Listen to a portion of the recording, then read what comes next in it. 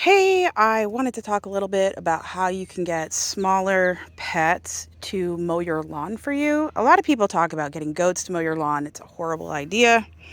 They will not mow your lawn. They are very good at eating brush. So if you have like overgrown raspberry bushes or blackberries or whatever, they're good at that. They are not good at lawn mowing. And it's really hard to get them past zoning as well. So um, you have a couple options. I find chickens and rabbits to probably be the easiest options. So this is our rabbit, May, and she's in there somewhere, but we purchased this. It's called the 𝐥𝐢𝐤𝐤, and there's a rabbit version, there's a chicken version. And the rabbit version holds one or two chickens. You can actually get a longer run, so maybe you could fit more rabbits in there. We have a pretty large rabbit. This is a really decent size for her.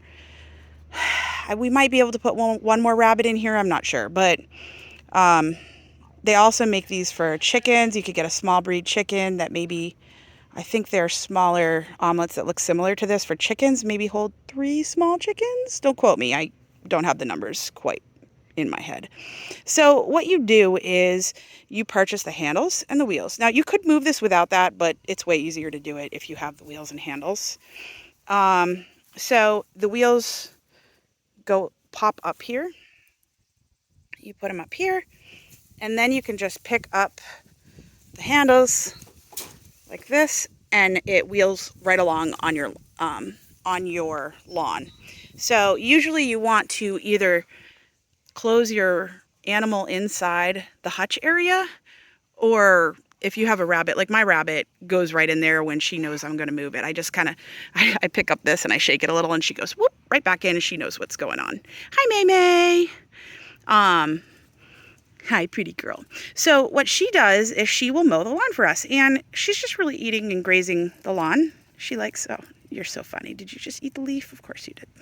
And it's hard to like see it happening because sometimes I'm like, oh, it doesn't seem like she's doing anything, but we move her every day, and you can actually see the spots. Now, this is not like your perfect lawn mowing situation, but it's great for areas like under this tree where we can't necessarily get super close.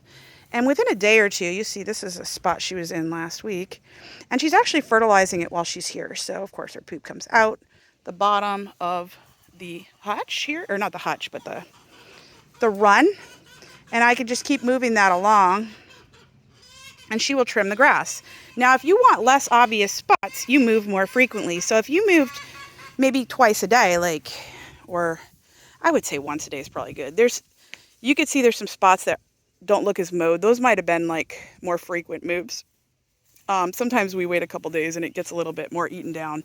But we've been going around this tree for a couple days, and she keeps the grass pretty short, and it provides her extra feed, so we're not having to feed her quite as much. And it's healthy food, in my opinion, because it's grass and healthy and blah, blah, blah.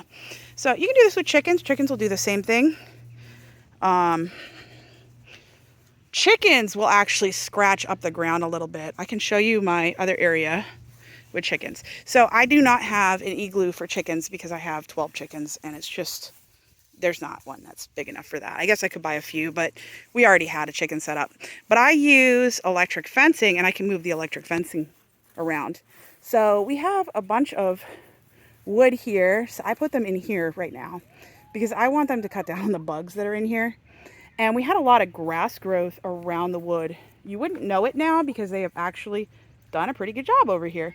But they're picking through, they're eating the bugs, they're eating some grass. This was way more overgrown before.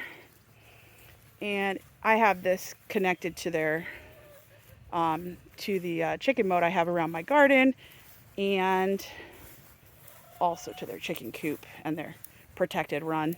So that door is an igloo door that opens and closes at night, so they can go into the safe area. So if predators happen to like jump this fence or whatever, they'd be safe. They do need some protective cover to protect them from hawks. So they have this tree, they go under the elderberry bushes, and they're pretty smart. They'll look up above and then make a run for the areas that are safer and covered. So you won't see chickens generally hanging out in the open areas as much. So this is an area that actually the chickens were in, I don't know, last week. And you can see that they did a lot of digging. If you leave them there too long, they will dig up the grass. They're fertilizing it at the same time. At some point it'll come back. It's not too big a deal. But just remember that, you know, if you don't move them often enough, you'll leave some spots that are bare. But you just keep an eye on it, you know, and they'll keep the grass lower. They kind of do some of the work for you, especially in hard to mow areas. That's why I did the garden moat. So that garden moat, it goes all the way around the garden. And the reason I did that is because I was having a hard time weed whacking around the garden. Now, I'm pretty sure I don't have enough chickens for my garden moat either, but I wanted them to take care of all the grass and the weeds along this way. And they've been doing a pretty good job. This is not the best direction to show you. Hold on. So I added a couple areas with cover. So certain areas they're not spending as much time in because it's not as covered, but you'll see there's no grass right here. They can't keep up. They're not gonna kill my elderberry, which is very fast growing, or my horseradish, which is also very fast growing. And these were already here when I let them in here. So they hide under here and they scratch up all of this and pretty much till the soil. You can see there's some areas here that are a little bit more overgrown. They don't come this way as often. And I think part of the issue is they don't feel as safe over here. So I'm hoping to actually add more areas where they can feel safe. So you can see this here is fairly overgrown. Again, wide open area, not a lot of spots for them that are protected. So they're less likely to come right here. Now we're going to come on the other side. I'll show you what I did. So, yeah, here we are. So along here, I started adding trellises, and I might do this. I would love to do this all the way around. Let me say that. I'm not sure I will because it is a lot of work, but and probably quite costly, to be honest. But I added some trellises here, so they have some safe areas to go under. And you can see they've been sunbathing there and kind of tilling some area up. But since I've opened up the other area, they've been spending a lot of time over by that wood. So they're not going in as much. I'm adding more chickens here later, but in a week or two. But yeah, you'll notice there's a lot of tilling up happening, and they should be able to keep some of this grass from growing in. I'm hoping.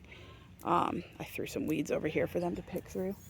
But when it comes to lawn mowing day, all I do is move my electric fencing in. It's a little more work than this, but I move it in, and I have to go through and move all of it at the same time. I move it in a little bit, mow, and then move it back out. So that way I can mow along this line easily.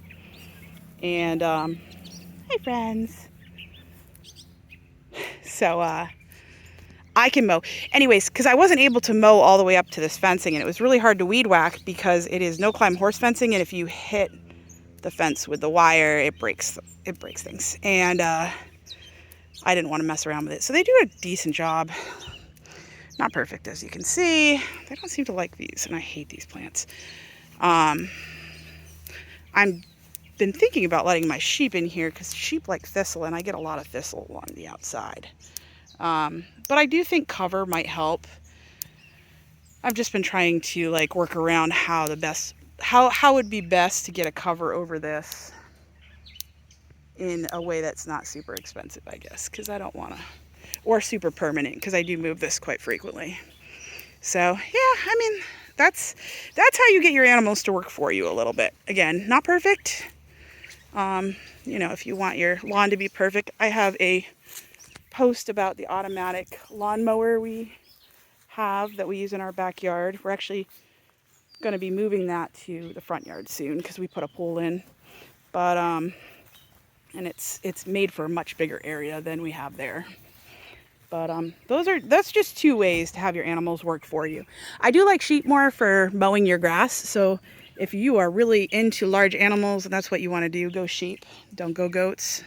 Goats are great for brush. Sheep are good for grass. So they keep my grass mowed down pretty well, actually, in the other area. And they'll eat brush too a little bit. But yeah. Hi, friends. But chickens are usually the easiest to get or to be permitted to use, and rabbits as a kind of a household pet, or guinea pigs work too. We've put guinea pigs on pasture as well. They'll keep everything cut down. And you can even, if you don't want to keep chickens year round, you can even consider raising some meat chickens at the beginning of the year, get them in the spring, get them out in pasture for most of the season, and then butcher in the fall. You've gotten, you know, most of your year there taken care of. And, you know, they don't get old enough so that they're cock-a-doodle-dooing or bothering the neighbors too much. They won't be laying eggs during that time, but you'll be able to kind of use them to mow and then, you know, cut down on their feed cost because you're obviously providing forage. And yeah, so they eat bugs, they eat grass. It's awesome. So I hope this was helpful. Have a great day. Take care.